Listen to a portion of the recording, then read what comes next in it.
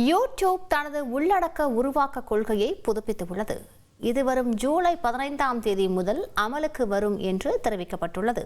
இதனால் கண்டென்ட் கிரியேட்டர்களிடையே வருமான இழப்பு ஏற்படுமா என்ற அச்சம் ஏற்பட்டுள்ளது. இன்றைய டிஜிட்டல் உலகில் யூடியூப் போன்ற சமூக வலைதளங்கள் பலருக்கு வாய்ப்புகளை ஏற்படுத்தி கொடுத்துள்ளது. இது குறுகிய காலத்தில் புகழையும் வருமானத்தையும் மல்லி கொடுப்பதால் நாளுக்கு நாள் ஆயிரக்கணக்கான யூடியூப் சேனல்கள் முளைத்து வருகின்றன. அதே நேரம் வருமானத்தை ஈட்டுவதற்காக பல்வேறு நூதன யுக்திகளை பின்பற்றி காப்பி பேஸ்ட் வீடியோக்களையும் ரியாக்ஷன் வீடியோக்களையும் உருவாக்கி உலவ விடுவது பெருகிவிட்டது.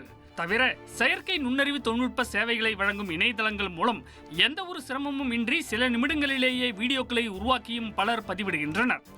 எனவே மேற்கண்ட சிக்கல்களை களைந்து யூடியூபின் தரநிலையை பாதுகாக்கும் நோக்கத்துடன் வருமானம் ஈட்டும் யூடியூப் பார்ட்னர் புரோகிராம் கொள்கையில் விதிகள் மேலும் கடுமையாக்கப்பட்டுள்ளன.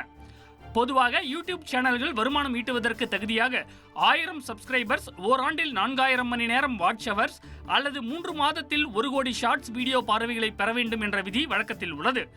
இனி இது மட்டுமே வருமானம் ஈட்டுவதற்கான தகுதியாக கருதப்படாது என்பது புதிய விதிகளின் மூலம் தெளிவுபடுத்தப்பட்டுள்ளது.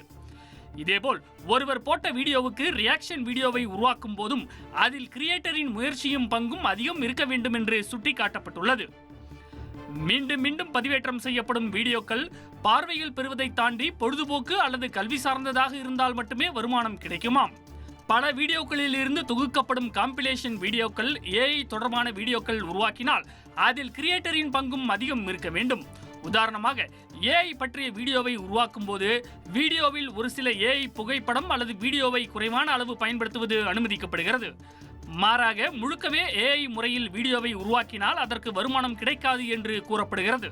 ஷார்ட்ஸ் வீடியோக்களில் பாடல்கள் பயன்படுத்தினால் பாடல்களின் காப்புரிமை வைத்திருக்கும் நிறுவனங்களுக்கும் அந்த வீடியோவின் மூலமாக கிடைக்கும் வருமானம் பகிரப்படும் என்று தெரிவிக்கப்பட்டுள்ளது.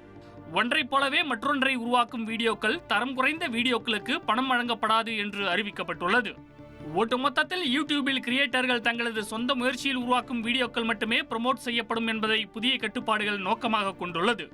நம்பகத்தன்மையற்ற உள்ளடக்கங்களை கொண்ட வீடியோக்கள் வெறுமனே வருமானம் ஈட்டும் நோக்கத்திற்காக உருவாக்கப்படுவதை தடுக்கவே விதிகள் கடுமையாக்கப்படுவதாக தெரிவிக்கப்பட்டுள்ளது. இருப்பினும் இந்த புதிய விதிகளை சரியாக பின்பற்றாத யூடியூப் சேனல்கள் மீது என்ன நடவடிக்கை எடுக்கப்படும் என்பது பற்றி யூடியூப் தெளிவுபடுத்தவில்லை என்பது குறிப்பிடத்தக்கது. உங்கள் தந்தி ஒன் தொலைக்காட்சியில் கர்ணன் தினமும் மாலை 5 மணிக்கு காண தவறாதீர்கள்.